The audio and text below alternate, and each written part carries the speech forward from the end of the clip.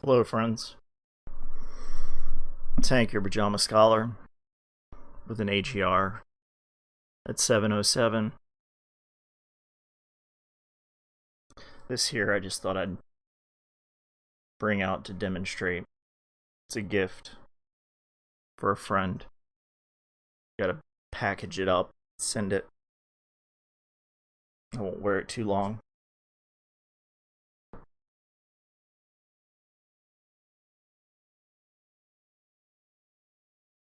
It's handmade.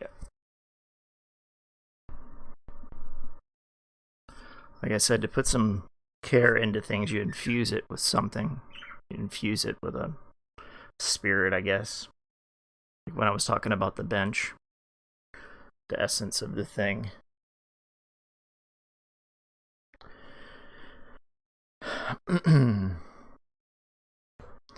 Well, first, I guess I'll start this AGR off by talking about, what's been going on. And then hopefully I'll be able to find my rhythm, find my stride, and hit the piece that I really want to hit, because I've been giving it a great deal of thought.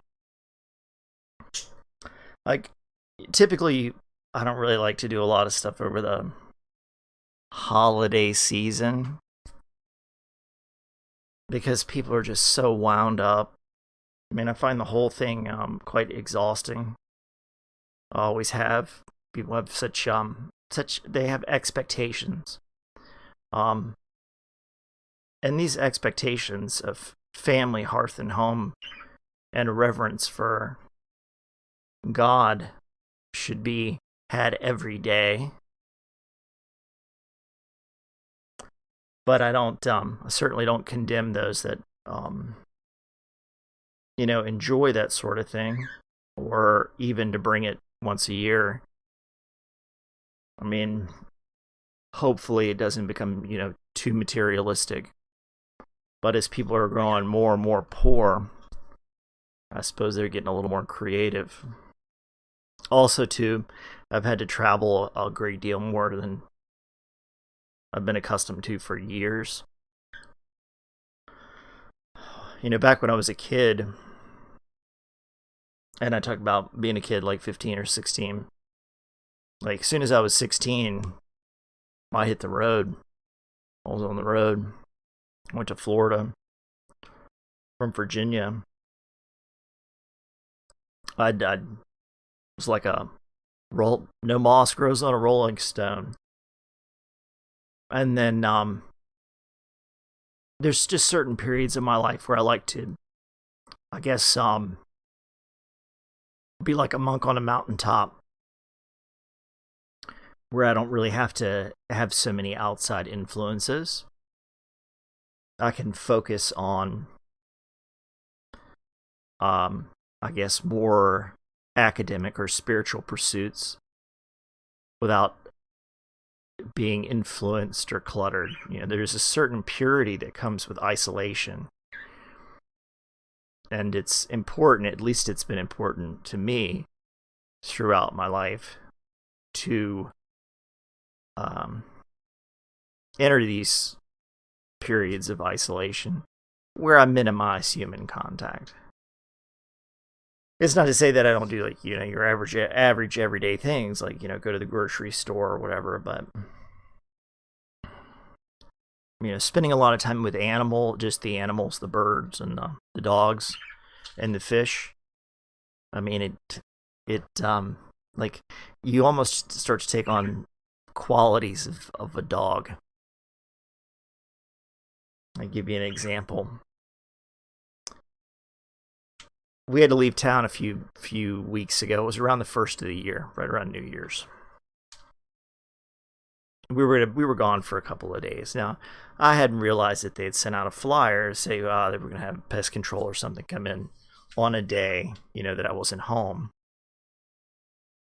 And before I left, I put down a bunch of carpet cleaner because I wanted it to sit in the carpet while I was gone. Dogs weren't here or anything. It could actually, really clean my carpets. And after returning home from what I consider to be a very exhausting journey, because like everybody, people travel to Florida for vacation from all over the place, and with them they bring this filth, this disease, like. And Fort Myers, which is where we had to go, that in Naples. Fort Myers was like a friggin' plague ship. It felt like everybody had brought crap in from everywhere else.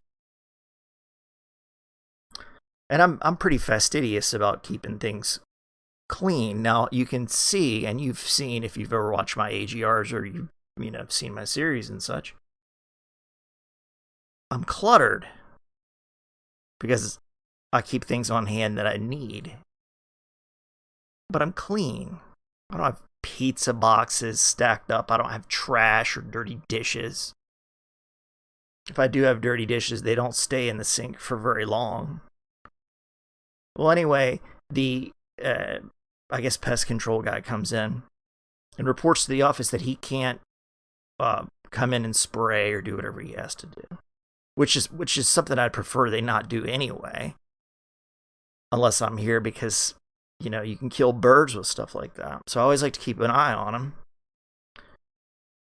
And when I return home, there's a friggin' notice on my door. Number one, the rent is late, which was just an oversight because we're so busy. Which, you know, is whatever.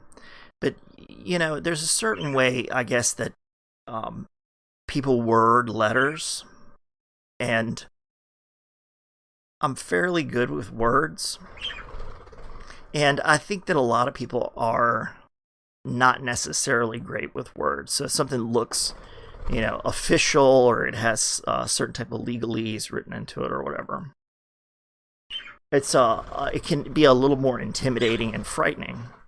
And as you all know, I absolutely cannot stand to be threatened. But it's just the language, and it's like, blah, blah, blah, we're going to start with evictions. And I'm like, the fuck you are. But anyway, that's just an oversight. But it's just irksome, okay? Because just the way that it's written just burns my ass a little bit. But what's even worse is I've got this notice that's referencing this vague portion of our lease agreement. It's like a housekeeping agreement, like good housekeeping. I mean, it's probably the most vague anything clause in the whole fucking world. It literally could mean anything. And so I get back and I storm over to the office. I'm pissed off. Number one, I don't like people in my fucking house when I'm not home. Number two, I don't like some vague bullshit. Like, I like to know what's going on. Like, you can't tell me. Anyway, I go over to the office. I'm going, what is this? Because I'm tired. Just gotten back from a trip. I had people in my house when I wasn't home. I find irritating. Oh, well, you know, we're putting you this notice on this on this housekeeping, whatever, because we came in and we saw dirty dishes in the sink, and I'm thinking to myself, well, number one, there were no fucking dirty dishes in the sink, and I damn well knew this because I cleaned everything before I left because I don't like shit laying out when I get home. Travel's hard enough anyway. Like, I had carpet cleaner on the floor because I wanted the carpets to be able to have that time to really get in there. So when I vacuumed it would be awesome. But no. So anyway, they tell me, I had dishes in my sink. It's other bullshit. Like, I had this hallway blocked. And I'm going, you know what? What the fuck? Thinking to myself, like, I've got a pantry. You know, I've got other things around. Because, you know, you go to the grocery store nowadays and you don't know if there's going to be food on the shelves or not. So, of course, I've got a fucking full pantry. And I live in a small apartment, so there's no not necessarily always a place to put these things. It's not dirty. It's not filthy. But it's a lot of stuff. Because I've been waiting for the property market to correct for what? Over a decade? You know? I did the math on it. Living in an apartment, I paid something like over $130,000 to be up in this motherfucker for 10 years. Then you got the fucking balls to come in my house and tell me that you don't like the way that I have my shit set up, the way that I live. Then they're going to go ahead and tell me, oh, we took pictures and this and that. Well, I said, well, let me see them. Oh, no, we can't do that. I said, well, what's your problem? I mean, what the fuck? Like, you're going to tell me this thing and then you're not going to tell me what's up? Like, I want to see the pictures. I want to see what you've come in my motherfucking house for while I'm gone. Like some goddamn Gestapo agent. Like some motherfucking person from the KGB all up in my shit. Like, who the fuck do you think you are being all up in my shit? I know they didn't take no damn pictures. It's a fucking lie is what it was. I hate it when they fucking lie to me. And I know it because I can smell it on their breath. I can smell lies on people pretty well. It's a gift. So that, you know, they're not going to tell me. They're going to give me something like this vague thing about, oh, well, what if we had a worker in there and, you know, they were trying to get through the hall or something. Wouldn't it be a fire hazard? I mean, you have to be the dumbest son of a bitch in the whole motherfucking world not to walk around it. Like, you just can't be... I mean, like I say, if it was like pizza boxes, garbage, you know, there was rats or something in here, that would be different. All right, but it won't like that. And it ain't like that. And it fucking pissed me off. So, I was like, all right.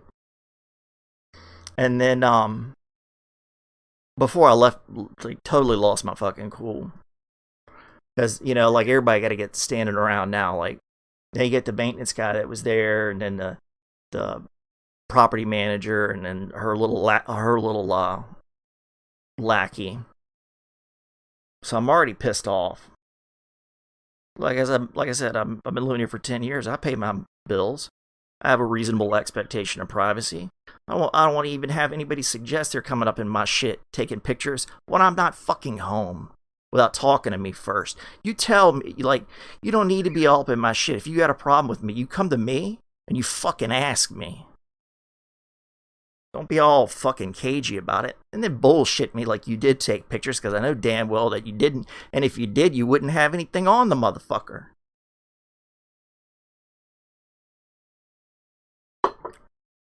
So you're lying in my face because I know damn well what it is.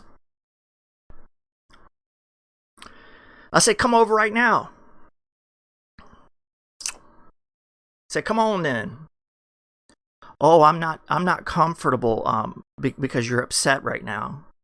It's like, are you fucking kidding me? The maintenance guy is right there. What am I going to do? You're going to come in my house, I'm just going to execute you? Have you lost your damn mind?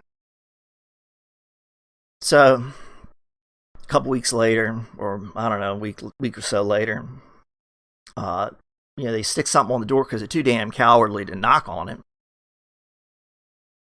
That they're going to do the inspection tomorrow. They're supposed to do, give you 24 hours or whatever. And I had tried to be, I'm trying to be diplomatic because I don't need no fucking problems. So I stacked all my cans, stacked my books, like they didn't realize, I guess, that, we were in a period of we had to rip the house apart to move a bookcase, to get space, to put a shelf in for the other shit. And then not to mention, like, everybody's got to pull everything out when you go to pack anyway.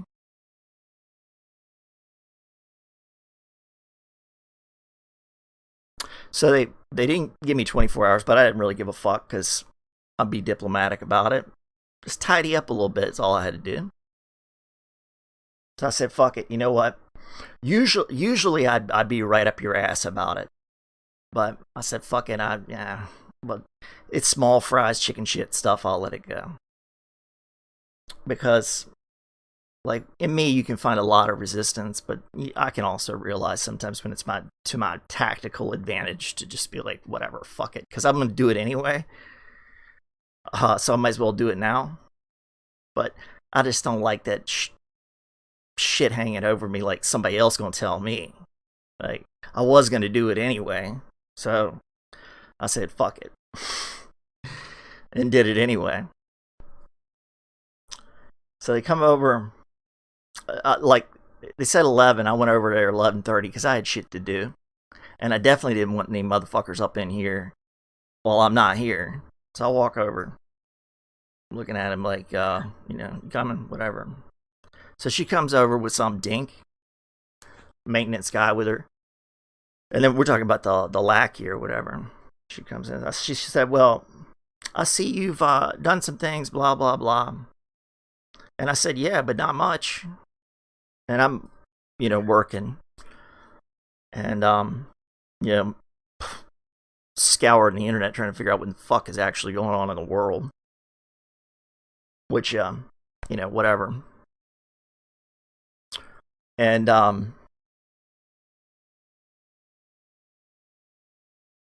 like, I was like, yeah, go ahead, do what you gotta do. Like, go outside, take a look at the closet, come in here, whatever. Like, you can go back to the bedroom, whatever. They did. But first she was like, can I take some pictures? I said, no. Abso-fucking-lutely not. No, you cannot. Why the fuck do you need pictures? I didn't say why the fuck, but I'm like, why do you need pictures? Like, why don't you just tell me what the fuck before you get in there taking photos of all my shit? Because I don't know what your intentions are. I don't know what your motives are. Like, I don't like people taking pictures of my shit, being all up in my shit. Like, no, you can't take no damn pictures. Well, should I call the police and have them come over here and blah, blah, blah? And I'm like, no, why don't you just tell me what you want first? Whether or not it passes inspection. Or whatever your fucking problem is that you haven't been clear about, because it's the most vague shit that you could ever find in a fucking contract. I know what good housekeeping is. By my standards, it would be fucking garbage. Or pizza boxes. Or open fucking containers. And like dishes and shit all over the place. How many AGRs have you guys seen? And how many have you seen that my house is cluttered? But have you ever seen a bunch of fucking shit laying around? Like garbage? No, you haven't, because it doesn't fucking happen. So I'm insulted already. But it's like, use your words, bitch. Like, use your motherfucking words. Just tell me. Before you get in there like the goddamn Gestapo. Because maybe I don't want you to upload everything in my whole motherfucking house to the whole world that can be intercepted. Maybe I put out what I want to put out, not what you want to put out. This is my shit, not your shit. It's your motherfucking building, but I pay you rent. Everything inside of here is mine. Now, I don't go into all that, but do I need to call the police over here or whatever? I wouldn't give a fuck. I said, but they need a warrant to come up in this motherfucker. Like, I don't need a warrant. What the fuck? Like, a police officer would? I mean, what, do you need a personal fucking escort in here? You got dink maintenance man over here. Thinking to myself, afraid of the cops. I don't have anything illegal going on in here. I should have actually had the police officer come out so she didn't pull that shit on me again that she did when she walked up out of this motherfucker. And I was like, did it pass inspection? And she's like, well, I don't know. And I don't feel comfortable. They pull this shit like you're like, they're so attractive or something that it's just a man wants to fucking rape them or something. It's like, bitch, you're just not that hot. You're some fucking old ass two-timing bitch. And I don't give a fuck. Like, what the fuck is he standing here for? You ain't gotta be afraid of me. Just tell me what the fuck you want. And then get the fuck out of my business. But no, I can't tell you because I'm not comfortable having this conversation with you right now. You just came up in my motherfucking house, took pictures, and you're gonna walk the fuck up out of here without even telling me any damn thing about it? course I'm upset. My privacy's been invaded. You're fucking with me right now, and you won't even tell me why, what your motives are, what the fuck you're up to, and you're gonna play it under this pretense like you're some fucking scared person because I'm pissed off, rightfully so. I didn't make no threats. I said, you're incorrigible. Because I get sick of the bullshit. Just cut the bullshit. You know, get to the fucking point and tell me the God's honest truth, and then get the fuck out of my face. But no, I couldn't do that. Oh, and it's like, I was like thinking, you know, I should have called the cop to come over here so she couldn't pull that shit with me where she'd say, oh, I'm not comfortable having this conversation with you right now. I'm like, well, there's an armed guard standing right there, plus the maintenance man. Like, it's a natural human reaction to get pissed off when your privacy's invaded. Catch me at about 11:30 in the morning running late, being all up in my shit, and then not have the fucking balls to tell me why. Fortunately,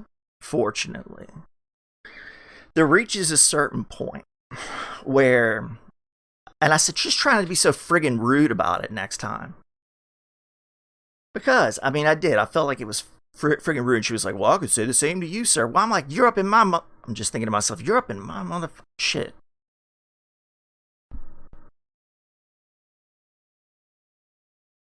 And you can't explain to me simply why, or whether or not it had passed inspection when you're walking the fuck out. Like, you can't tell me that there is a problem and then not tell me what the problem is. It's like if a cop pulled you over and just fucking wrote you a blank ticket. Like, what the fuck? It doesn't make any sense. But fortunately, once I reach a certain point of frustration, there's a more diplomatic solution that I rely on.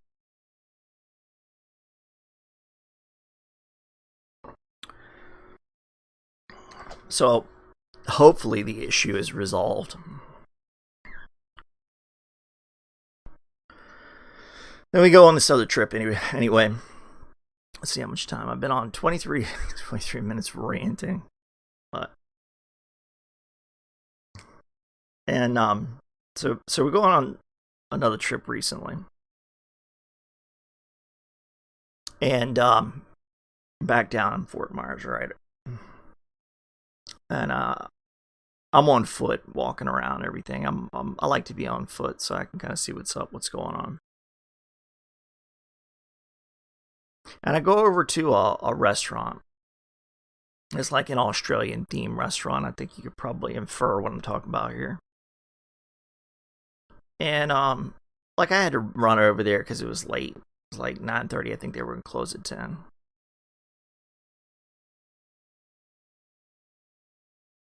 And they had like, I don't eat a whole lot of meat. Like, we're mostly vegetarian, but I'll eat a little meat from time to time. I said, what's good? And they have these ribs, like short ribs that are deep, basically like battered and then deep fried and then sprayed with some kind of like, I guess like an aioli. So it's like, damn, you know, like I was shitting my brains out the following day. Like, wow, you know, it's like no wonder people are fat. Like, you eat that kind of shit. It was just, I mean, it was, I guess, okay, as good as a flavor goes, but holy crap. But anyway, I'm sitting there, I'm talking to the bartender, and whoever else is around that will hear me, because you know that this is one of the things that I do. Trying to find out what's going on. Trying to find out, you know, what people are talking about. Trying to interject maybe a thing or two that they need to hear. And the thing is just like, excuse me.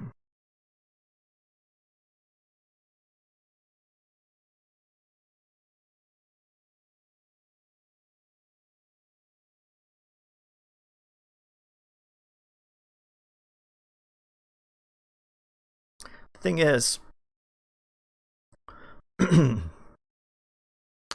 want to talk about what they binge watch on TV.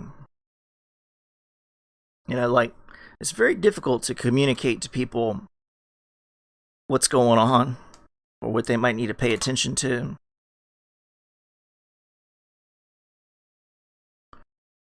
So sometimes you just have to talk about Squid Game or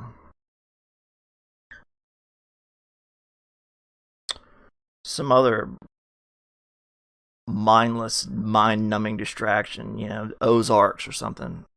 Like I found that series just too friggin' brutal for me. I don't like to put that kind of crap in my brain. Watching all that violence and shit, like it's just, I don't know. It's like in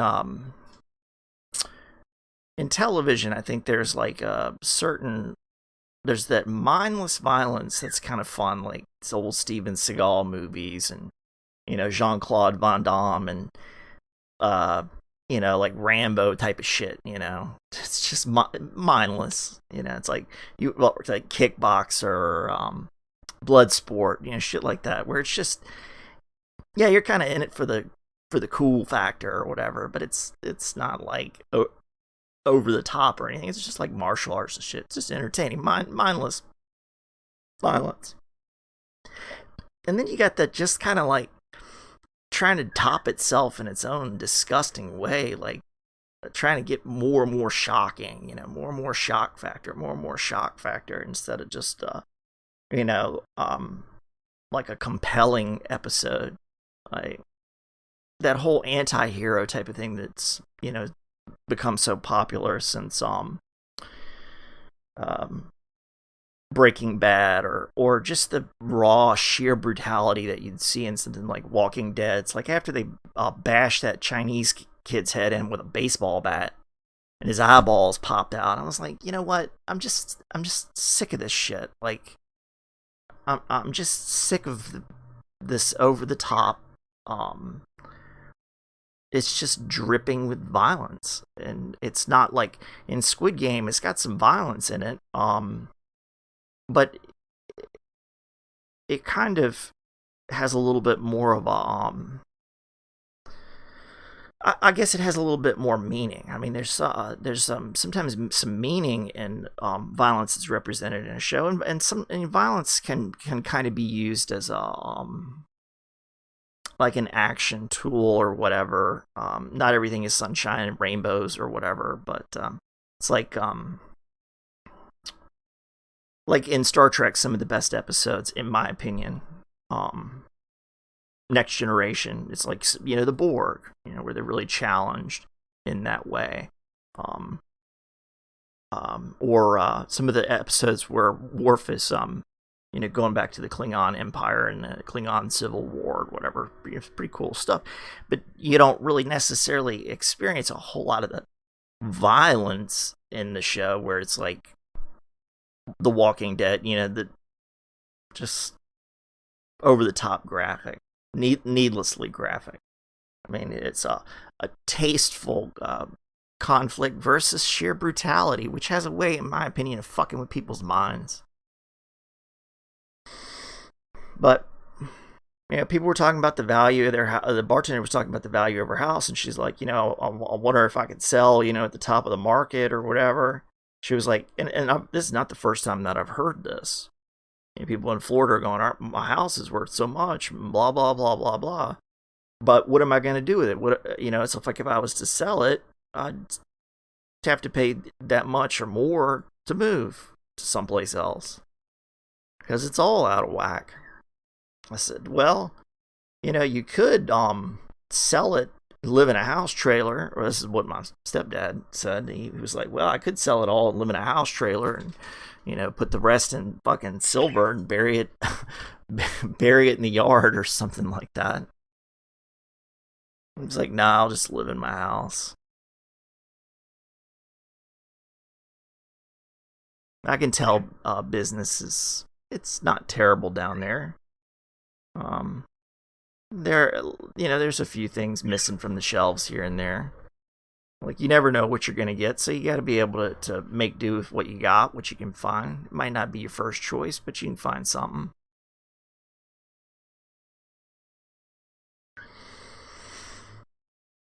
But now I'm coming out of that monk on the mountaintop phase, it appears. And this one probably was not necessarily by choice. And I find just, after this, right around the season, I guess, it starts kind of for me around the late October, all the way into maybe like early mid-February, that I just kind of I don't feel like fucking with it. I just don't have the energy. I don't like the hustle and the bustle and the season, and it almost feels like a diaspora with all the people that have moved to Florida, that just don't know the culture. And I think, once this whole COVID shit dies down, that those people are going to move back, because there's a lot of things that Florida doesn't have. And I'm going to tell you straight up, number one, we don't have an income tax, so everything's sales tax. So you're going to be paying more as inflation goes up. You're going to be paying even more, number one. Number two, they don't really invest in shit. I mean, they got hurricane preparedness stuff, but if you're looking for good schools or public schools or something, you need to take your ass back on up somewhere else, because it's basically, Florida is for, like, in my opinion, for people that want to retire, that don't want to put money into schools or something. Their kids are all raised and whatever, and their kids can just live somewhere else, and they can kind of plan on how to live. But we've got this whole thing going on with inflation right now, which is balls out insane.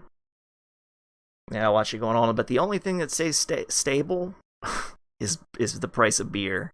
Like, I'm watching everything else go up. I'm looking at the bills and I'm going, beer's getting pretty fucking cheap by comparison. Like, I guess they just want to keep you dumbed up, or dumbed down and liquored up. So, but hey, I can handle it. I can handle my liquor. Nothing like it. I was trying to explain the other day about when I go into do spiritual work and pray and reflect on spiritual matters. And it seems, strangely enough, that when I'm drinking, it becomes easier for me to understand. The movements become much more fluid in being able to receive an understanding. When you're drinking, like, you have to find a greater degree of control, of self-control. You have to know your limits. When you're drinking, sometimes you're testing your limits, pushing your limits, but you always want to be in control. And that can be a spiritual sort of experience, but that's not what I'm really talking about here. I'm just talking about when I'm reading things. Like, it becomes more clear to me. My mind and spirit kind of open up as one. But the unfortunate part is I can't remember my revelations all the time. And I don't record them so easily in writing. When I'm drinking, I just pontificate for hours and hours and hours. Preaching to the dogs, or to my dove, who is probably sleeping, because, well, like, sometimes that's the best time to have a conversation with me, is when you're totally asleep. So I can just go on and on and on, because I'm not necessarily talking for the benefit as a teacher necessarily, but to be able to speak. And once you've spoken it, it helps you codify it, helps you realize that you can understand it because you can describe it. I go on and on and on about Adam and being free from original sin, and the splinters of the soul of the first Adam, who was, again, in the Garden of Eden, free from original sin, until he partook from the tree of knowledge of, I believe, good and evil. And there's a couple of books in the Bible I need to go back and study. I need to study them. Genesis, Exodus, Deuteronomy, which I haven't quite gotten to just yet. And then the Lucifer is a point of pride, and the difference between Satan and Lucifer, where and self will run riot. I might be touching a little bit here on them.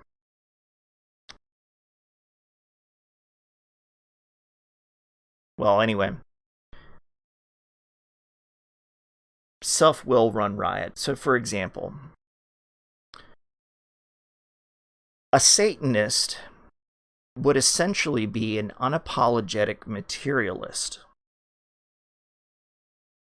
willingly entering a pact or with Satan for gifts of this world, for the fleshly, and unapologetically selfish about it. Whereas a Luciferian may not realize, because they have this self-will, self-will run riot. It's where they think that they're doing good. They're dickering around with things they shouldn't be doing to try and create something good, or for the benefit of mankind, or for the benefit of others. But what happens is the self-will becomes so strong, it turns to pride.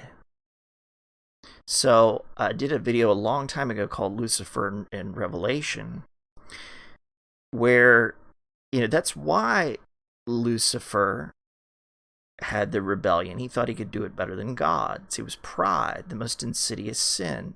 Angels are not supposed to be self-willed. Lucifer, being that great creature, the creature of utter perfection, sins because of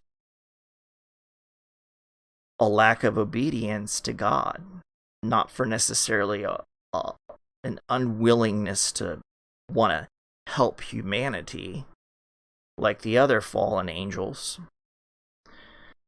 Like, what is it? Semjaya, that wanted to copulate with the daughters of men. And they say, and the fallen angels were like, I don't know if we can do this or not. And they enter an oath together. They say, well, Semjaya says, I'm not going to take this penalty all by myself. We're in it together. And all the fallen angels say, all right, we're in it together. They take this oath. An oath that I stumbled on, I think, or something like it, without realizing what its meaning was. I look back at some of my work over the years, and I'm very disappointed with my arrogance.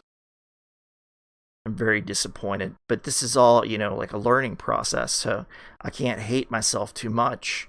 I have a tendency to want to destroy my work, because every time I do something new, I'm creating a new iteration of it. I want to destroy what was imperfect or ugly to me, an ugliness that I see in myself, an ignorance that I see in myself that I wish I could just erase. But that ignorance is part of a journey toward wisdom. And I guess you have to dare to be, to challenge yourself and accept the fact that you are ignorant and not hate yourself so much for making mistakes. Have a willingness to want to correct the mistakes. Not just stay stagnant and be what you were, and not quit because you found it to be ugly. But that's self-will, so it turns to pride being the most insidious sin. Then you get to thinking, well, I'm doing this. It's me. It's no longer Christ.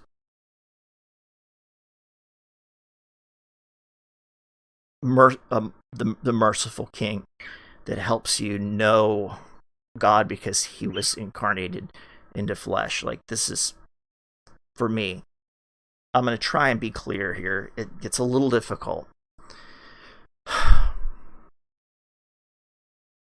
It's been said that you cannot know the unknowable or the almighty God. You cannot fathom the mind of God. Jesus Christ, the Messiah, did not have sin. So this is what makes him the Messiah.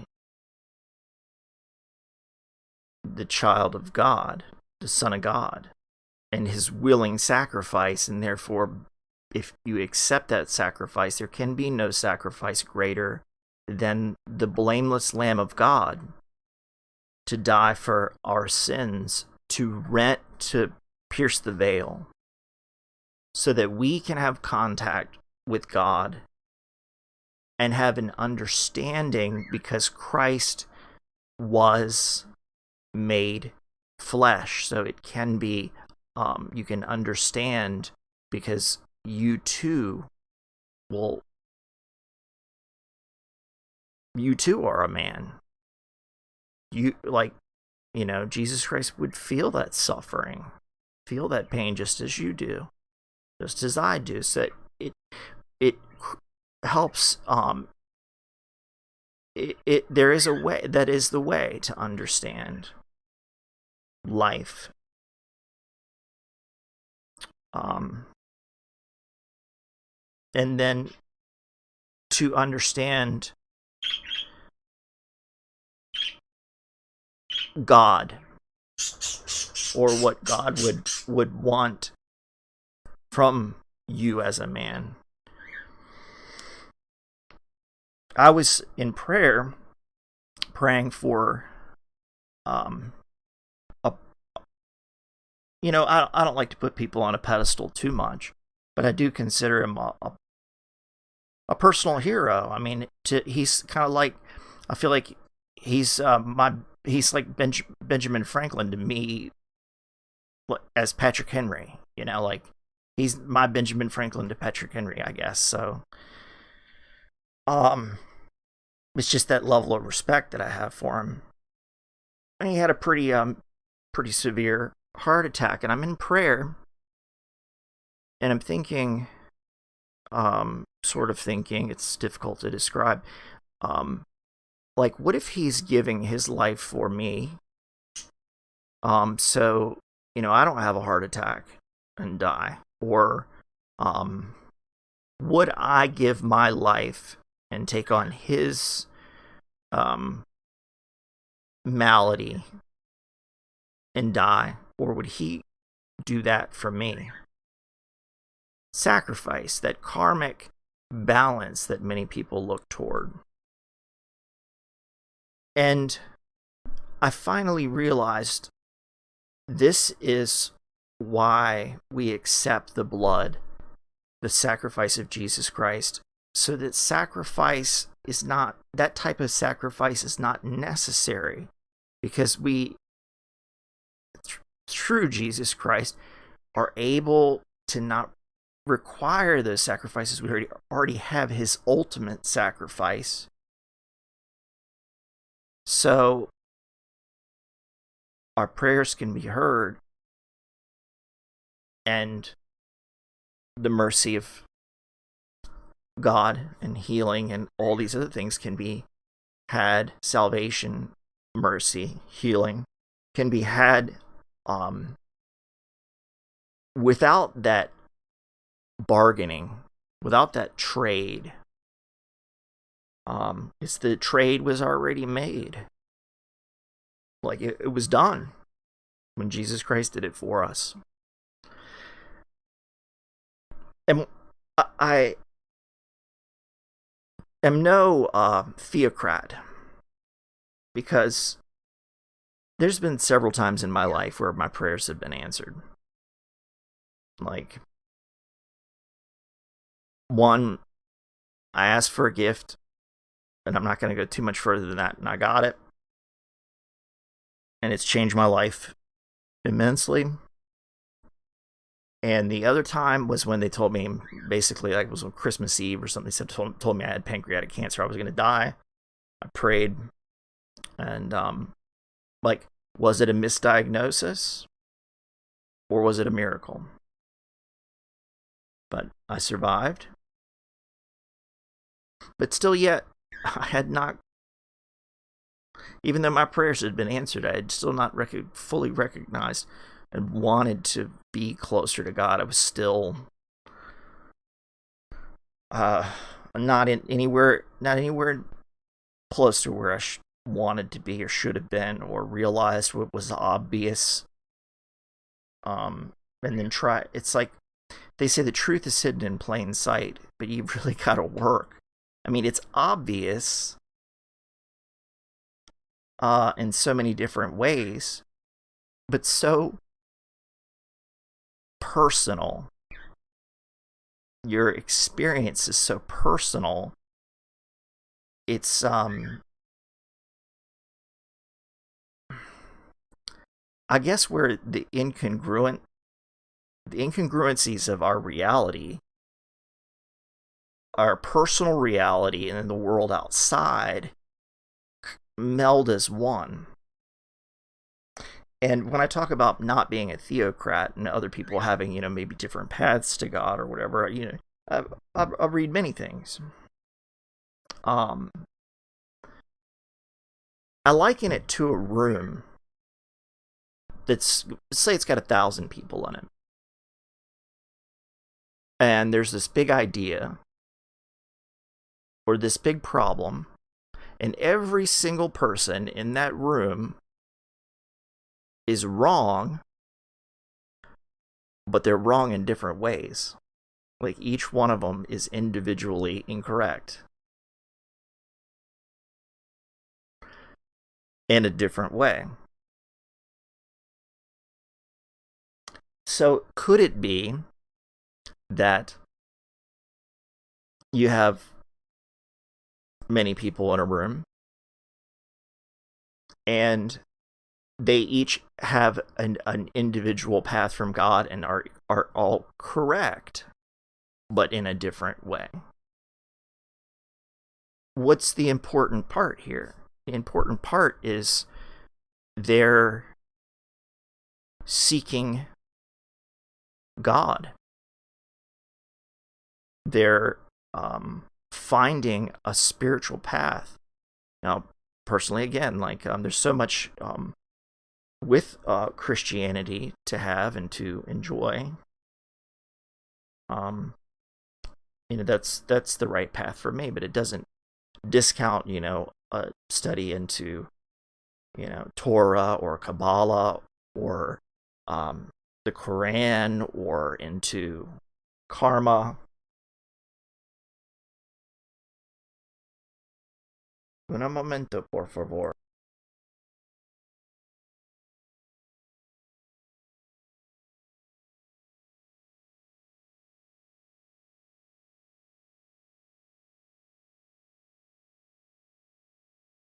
All right, I gotta wrap this up.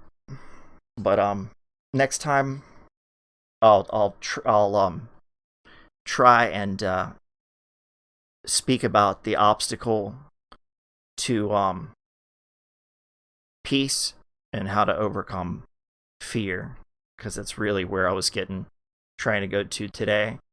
A personal thought on the reliability of a last moment or a deathbed repentance.